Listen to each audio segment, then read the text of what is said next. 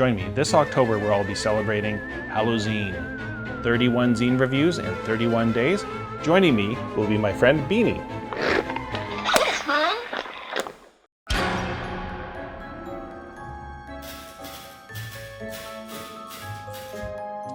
Welcome to our very last edition of Halazine. Many of you might be grateful for the end of me spamming you every single day, and I have to admit it's been a long month, and doing these videos takes a lot out of you, but I was happy to do it and shine some light into some of the zines that other people might not see on a regular basis. So happy to do it, and but it is coming to an end, and we are going to be doing our live stream draw on Halloween Day at 1 p.m. Eastern Time. With Logar from Wobblies and Wizards joining us, and we're going to do a draw for like a lot of cool prizes. So if you haven't signed up yet, feel free to do so. Beanie, how have you been holding up after this long month? Right on. Okay. Beanie's been an excellent co-pilot. Today, we are looking at Valley of Forbidden Churches.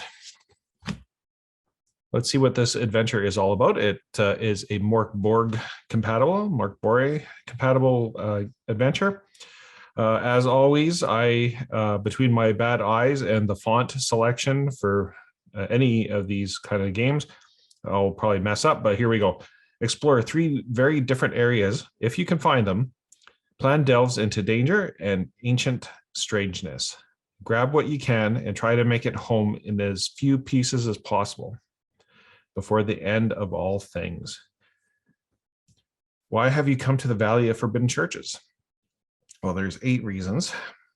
Treasure hunting is one, excitement and curiosity, to spare something, to discover the fantastic, secret dealings, to escape, you are haunted, and you are chosen. Let's delve in.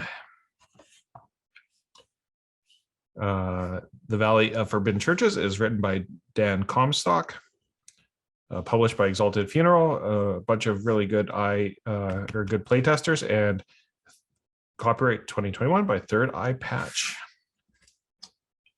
So we've got the Valley of Forbidden Churches, the Demonworm Tunnels at page 18, and then the Silver City.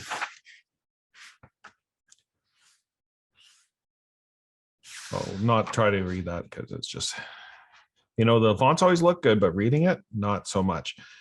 Before the Crusaders of the Cretan Order turned their sights on the valley called Standing Bell, religions grew there like wildflowers. Now, trespassing is forbidden. It is a quiet sepulchre, empty churches staring silently at each other across the abandoned wastes. So there's a difficult hike. The valley feels dangerous. Keeping track of time is on a D12. Searching takes 15 minutes.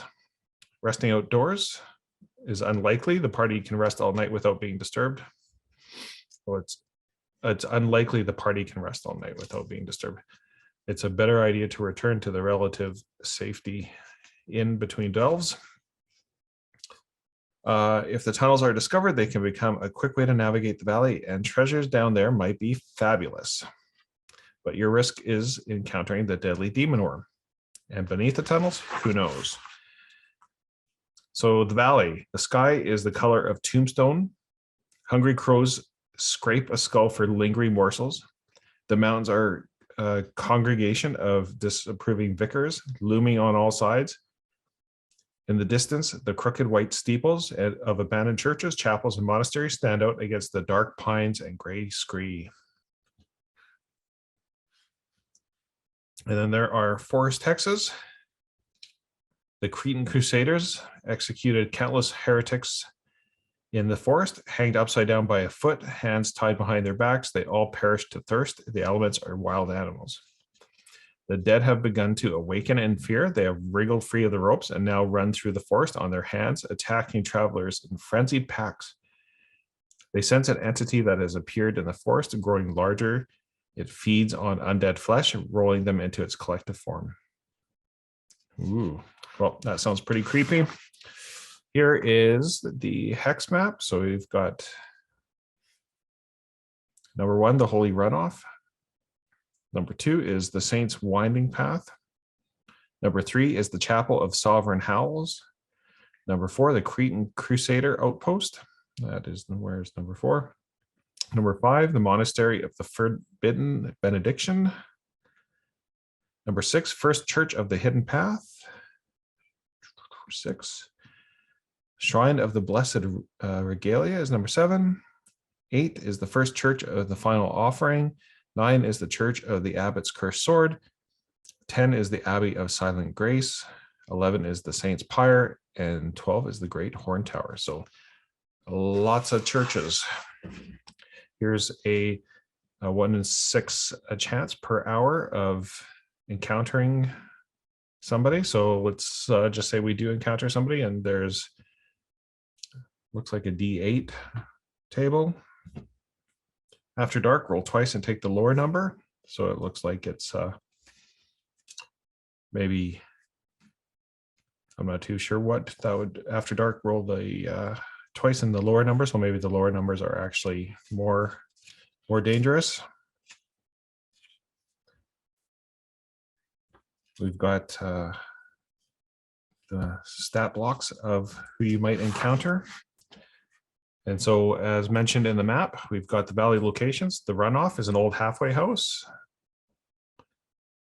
The barkeep, Grinning Eddie, good name, lost his lips in a fire. Eddie will buy gems and treasures from the ruins. Sometimes he has fetch quests or delivery jobs available based upon his bizarre dreams. And there's Salway the trader, Cackling Wanderer. And here is a random table for people that might sit beside you in the holy runoff. There is a hand and knife game, because who doesn't like hand knife games? Ante up some coin. Everyone puts a hand on the table and a D6 into each of the spaces between their fingers.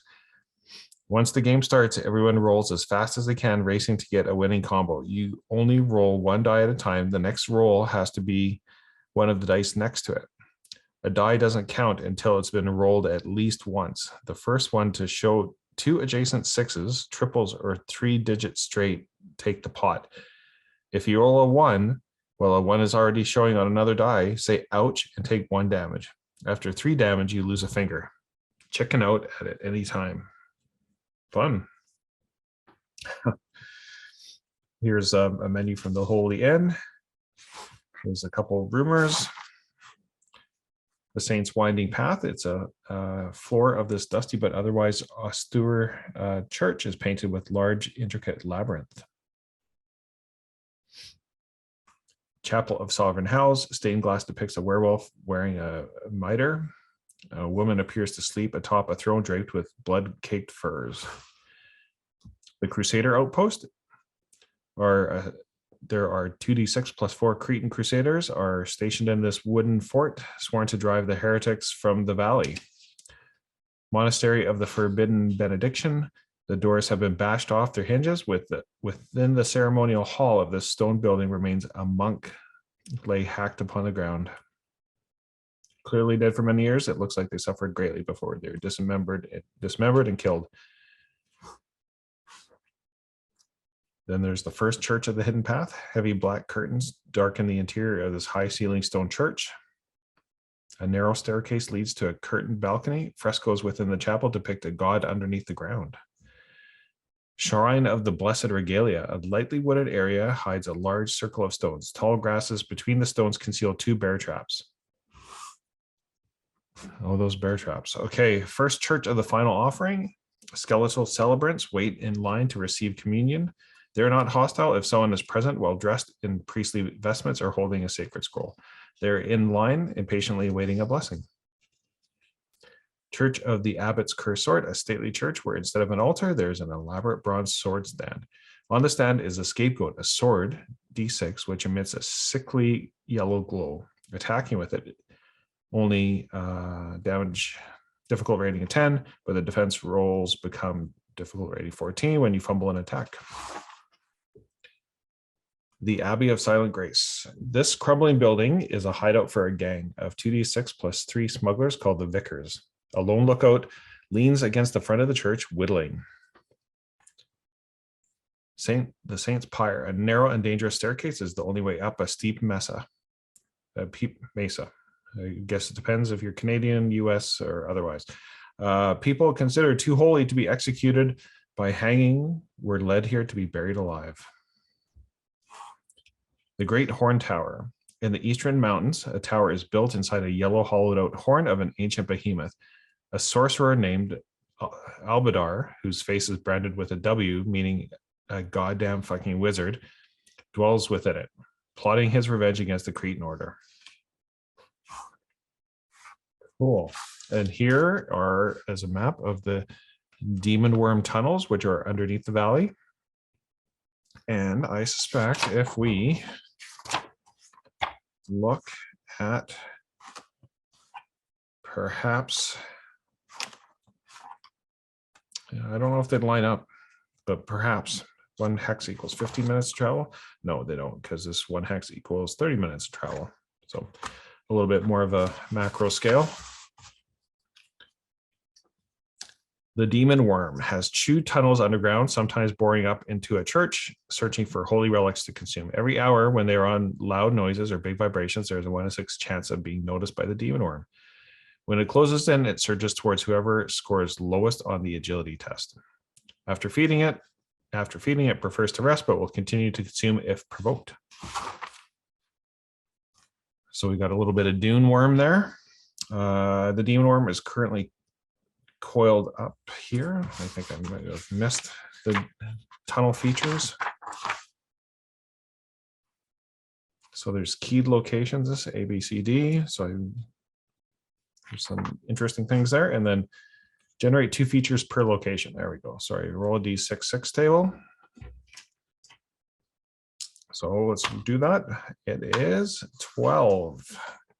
A lost treasure hunter named Cramulus out of torches, fumbling blindly in the dark, begs for help. 3 hit points, has 5 silver, a hammer, a D6, and a bottle of mead.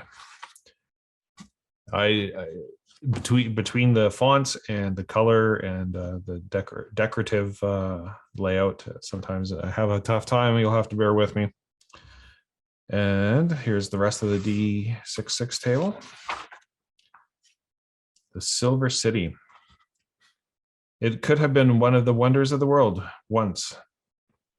The decadent empty buildings were leafed with silver, brilliant stained glass filled every window. Shining spires almost touched the cavern ceiling, but generations ago, looters discovered this place and had their run of it. Today, all that glitters has already been scraped off or carried away. A few treasures remain, as do the strange inhabitants who first dreamed this place to life. But the Silver City, really a village, is a quiet, deserted ruin of what it once was. Okay, we have a character, I believe. Slotzer is the better glass bead game player and beats Graxom every day. And Graxom hates the glass beads, is sick of the game, and most of all is tired of losing. He believes the world deserves to die. So we have a couple NPCs, Slotzer and Graxom, good names. Plundering the Silver City, making trouble, scraping those last flecks of silver off the walls. At any given time, D4-1 merklings are usually lurking in the vicinity. If they think they see a looter, they will run and tell others. When word reaches Graxom and Slotzer, a group of D6 killer kilns will be dispatched to attack at any outsiders that they can find. So merklings, those are interesting. They're a little more than a face with feet. And then the Nelrax, an ambush predator, which reaches out from hiding with strong ribbon-like tentacles. Their prey is snatched by the neck, screams muffled as they are pulled into the Nelrax's cavernous mouth. Nelrax hunt by scent, keen on human flesh. Strong odors make one practically invisible. And then the killer kilns, they are sentinels which shed a terrible light. Quick but noisy, has trouble fitting through doors, not quite mindless. They truly do enjoy burning things alive. So basically a walking kiln. Here is a map of the Silver City, Graxom's palace and Slotzer's palace. and the courtyard with the game board between them. And then some descriptions for Blue Kitchen, Courtyard, Graxham's Palace, the Poison Arcade, Red Kitchen, Slotzer's Palace, and the Slumbier. It's like a hospital with rows of bed inside. A matronly masked entity called the Nurse cares for dozens of slumbering people. People that have chosen to die peacefully. And then the Vault Warehouse in Zarades, a dark, desolate tavern covered in dust. Sacred and profane are merely a political distinction. Lupa Croix, vessel of the sacred howl. Here's another quote. For Verher's glory, we bring peace to this mad valley. Sir Inigo Galaros, Crusader Knight of the Cretan Order. There we go. That's our journey into the Valley of Forbidden Churches. So, you know, probably a nice little adventure to drop into your MÖRK BORG campaign, and or probably any OSR campaign for that matter. But well done. Interesting. And with that, we have completed Halazine. How does it feel, Beanie? Perfect. Okay. So that's it. Until next year, if I can work up the courage to do another 31 zine reviews in 31 days, we will return. And don't forget to check in on the live stream that will be happening October 31st at 1 p.m. Eastern time, where we'll be doing the draw for this, among other prizes. And just to give you a taste, we got the Book of Misery that will also be included. So that is cool. And then Heretic, which is actually a very thick MÖRK BORG book. Lots of interesting information in here for you to drop into your games, as well as a map/poster. Very cool. So lots of good prizes. Take advantage. We'll be sending it to you if you win the draw. So stay tuned. And until the live stream, I hope you enjoyed all 31 zine reviews. Happy Halloween.